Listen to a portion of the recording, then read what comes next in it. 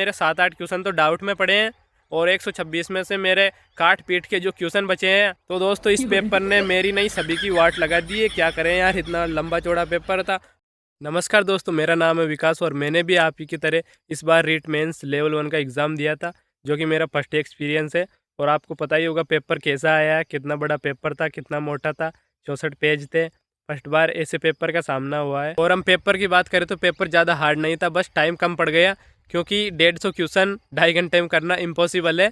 और इतने बड़े बड़े क्वेश्चन, मतलब क्वेश्चन छोटे होते तो हम कर लेते, लेकिन टाइम यार उसमें हम मतलब कर ही नहीं पाए टाइम, क्योंकि पढ़ने में बहुत टाइम लग रहा था उन क्वेश्चनों को। और एक बार में तो उनका आंसर आता ही नहीं है, 2 बार तो उनको पढ़ना पड़ता है, क्योंकि वो सारा माइंड सेट का खेल था। इसलिए बहुत स्टूडेंटों को मतलब पहले पहले तो उन्होंने धीरे धीरे क्वेश्चन पढ़े कि हम कर लेंगे, बाद में मतलब छोटे क्वेश्चन होंगे ऐसे सोचा, आगे आगे बड़े बड़े आ गए होंगे।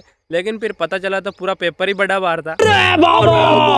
और बहुत सारे स्टूडेंटों के साथ ऐसा हुआ कि वो पूरे क्वेश्चन देख ही नहीं पाए, मतलब लास्ट 150 क्वेश्चन तक तो पहुंच ही नहीं पाए, उससे पहले ही टाइम हो गया। और बहुत सारों के ई ऑप्शन बनने से रह गया, इसलिए उनकी OMR चेक नहीं होगी। मतलब बहुत सारों के साथ ऐसा हुआ कि टाइम होने की वजह से उनका जो OMR थी वो छीन ली गई एग्जामिनियर द्वारा, क्योंकि यार उनका तो टाइम बराबर मिलता है सबको, उसके बाद वो छुड़ा लेते हैं।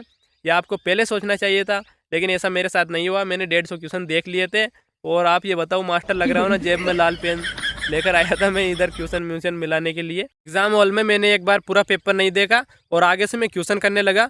1 से लेकर 50 क्वेश्चन तो मैंने इतने बारीकी से किए, एक भी क्वेश्चन इधर उधर नहीं होगा। 10-10 बार पढ़ा, इतने बड़े बड़े क्वेश्चन, उनका एकदम सटीक आंसर किया। उसके बाद पता चला कि 1-1.5 घंटा ये 50 क्वेश्चन में हो गया और अभी तो 100 क्वेश्चन बच रहे हैं और OMR अलग से बनना है। उसके बाद भाई साहब फास्ट तरीके से क्वेश्चन करने लगा और साथ के साथ ऑप्शन भी बनने लग गया, क्योंकि बाद में ढूंढने आएंगे तो क्वेश्चन ही नहीं मिलेंगे, 64 पेज बार बार इधर उधर निकालो। इसलिए मैंने पहले 50 क्वेश्चन किए, उसके बाद बाकी के क्वेश्चन किए और फिर जल्दी जल्दी किए, जो आए वो कर दिए। मतलब मैंने पूरे 150 क्वेश्चन, मतलब वहाँ तक मैं देख लिए थे मैंने पूरे क्वेश्चन, और लास्ट तक किए, और जो नहीं आए वो छोड़ दिए। और अब मैं मेरी बात करूँ तो जैसे मैं एग्ज़ाम से बाहर निकला ना, तो मेरे दोस्तों से मैंने पूछा तो मुझे समझ में आया कि मैं ज़्यादा क्वेश्चन अटेम्प्ट करके आया हूँ। वो सब कम कम क्वेश्चन करके आए हैं और बोल रहे थे पेपर हार्ड है, कम क्वेश्चन करने थे। लेकिन एग्जाम के अंदर कौन बताएगा कि कम कर। वहाँ तो मैंने सोचा कि ये कर्मचारी चयन बोर्ड है ना, इनकी कट ऑफ ज़्यादा जा रही है, 4th ग्रेड में मैं कम क्वेश्चन करके आया था इसलिए रह गया। इसमें भी यार ज़्यादा कट ऑफ जाएगी तो ज़्यादा क्वेश्चन करते हैं, थोड़े बहुत में तो मतलब क्या ही सिलेक्शन होगा। इसलिए मैं जोश जोश में 126 क्वेश्चन अटैम्प्ट करके आया हूँ। पता ही नहीं लग रहा है कि मेरे कितने क्वेश्चन राइट है और कितने नहीं है, क्योंकि जो कोचिंग वाले बता रहे हैं वो आंसर मतलब यार गलत सलत बता रहे हैं। मैंने 3 कोचिंग के आंसर की देखी है, एक तो उत्कर्ष की देखी है, लक्ष्य की देखी है और संकल्प क्लासेज बाड़मेर की देखी है। तीनों में मुझे बहुत सारा डिफरेंस नज़र आया है। उसके बाद मुझे पता चला कि इनमें तो यार बहुत सारा घपला हो रहा है, मतलब इधर उधर आंसर मान रहे हैं और अभी तो सटीक आंसर ही पता नहीं है। ये तो ऑफिशियल आंसर की आएगी ना, उसके बाद ही पता चलेगा कि कितने क्वेश्चन राइट है, करेक्ट है।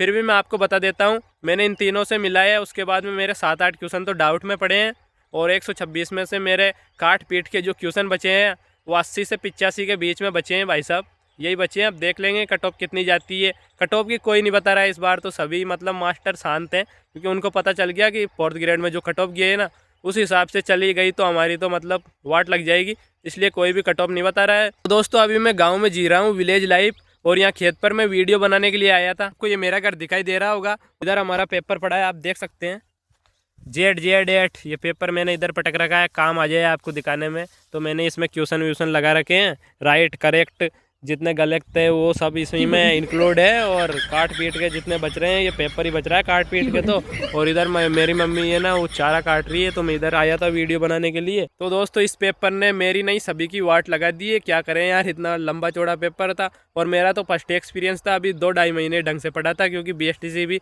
अभी कंप्लीट हुई है 2025 में, लास्ट में 2-2.5 महीने मिले थे पढ़ने के लिए अच्छी तरीके से। तो आपको पेपर खोल के बता ही देता हूँ यार कौन से क्वेश्चन डाउट में पड़े हैं। एक डाउट में ये वाला क्वेश्चन भी है यार, इसकी व्याख्या कर रहा है या नहीं कर रहा है क्या ही पता। राजस्थान खनिजों का अजायब घर के रूप में प्रसिद्ध है, कारण मतलब आपकी यही से केवल राजस्थान में उत्पादित किया जाता है। अभी ये डाउट में इसको राइट भी नहीं मान सकते और रॉन्ग भी नहीं मान सकते, क्योंकि जो टीचर बता रहे हैं यार, वो कोई क्या बताता है कोई क्या बताता है, अंट संट बता रहे हैं गवर्नमेंट। और देखते हैं भाई साहब कौन सा डाउट में था। हिंदी के तो मेरे 5 में 5 करेक्ट थे। और एक यार ये संभाग वाला समझ में नहीं आ रहा, मेरे बांसवाड़ा होगा या इसमें उदयपुर होगा। राजस्थान के दक्षिणी भागों में सागवान वन, क्योंकि यहाँ पर वन संभाग पूछा है तो ये डाउट में है। अभी इसकी का कुछ बता नहीं सकते, शायद इसमें बांसवाड़ा ही होगा, ये मेरा रॉन्ग ही होगा, लेकिन फिर भी डाउट में पटक रखा है मैंने। और देखते हैं डाउट वाले क्वेश्चन। तो ये मेरी OMR है, आप देख सकते हैं काट पीट के यही बच्ची है, इसको संभाल के रखना है क्योंकि ज्वाइनिंग के बाद भी इसको संभाल कर रखना है, ऐसा बोला है आलोक राज जी ने। इसके बिना आपको कभी भी हटाया जा सकता है। और इधर देखते हैं, इधर तो भाई साहब कौन सा क्वेश्चन है। एक तो यार मेरे मैथ और इंग्लिश बहुत वीक है रहे, इसमें तो गलती हो गई, मैंने किए बेकार। एक ये मैथ का किया था 2πr वाला, ये व्याख्या कर रहा है मेरा तो सही है। डाउट में ये पटक रखा है मैंने, पूंजीवादी कारखाना आधारित उत्पादन का परिणाम, मतलब इसकी व्याख्या कर रहा है या नहीं कर रहा है। एक क्वेश्चन ये भी डाउट में ये आया था ना, बांडुरा के अधिगम का सामाजिक संज्ञानात्मक, इसमें ये 4 ऑप्शन दे रखे हैं लेकिन ये इनमें कमी है, कुछ गड़बड़ है, मतलब क्या ही बताएं, लाइन से जम नहीं पा रहे हैं ये, तो इसलिए ये मतलब मैंने किया तो है लेकिन ये मेरा रॉन्ग है और इसमें बोनस मिल सकता है, कोई पता नहीं है भाई साहब क्या होगा। ये चारा भी बीच में हो गया है, ये सीखते सी। और आपको एक और ये डाउट में दिखाता हूँ यार, वैसे ही मेरे डाउट क्या कन्फ्यूजन में तो है ये क्वेश्चन। इसमें कितने दिन होंगे गणित के लिए, एक इकाई योजना के लिए न्यूनतम कितने दिन होंगे, मैं करके आया हूँ 6-7 दिन कर आया हूँ। देखते हैं, ये भी डाउट में पटक रखा है। खेल खिलाड़ी का डाउट में पटक रखा है, वैसे मेरा ये रॉन्ग है लेकिन जो 2 है ना, प्रभाकर राजू और प्रवीण आमरे, ये शायद दोनों क्रिकेटर हैं, तो ऐसे डाउट में पटक रखा है ये। एक या 2.5 दिन का झोपड़ा, वैसे यार ये सही है या गलत है या फिर क्या ही माने इसको डाउट में। ये व्याख्या कर रहा है या नहीं कर रहा है, मैंने व्याख्या करा दी इसकी। 2.5 दिन का झोपड़ा हिंदू इस्लामिक वास्तुकला का नमूना है या नहीं, क्या ही पता।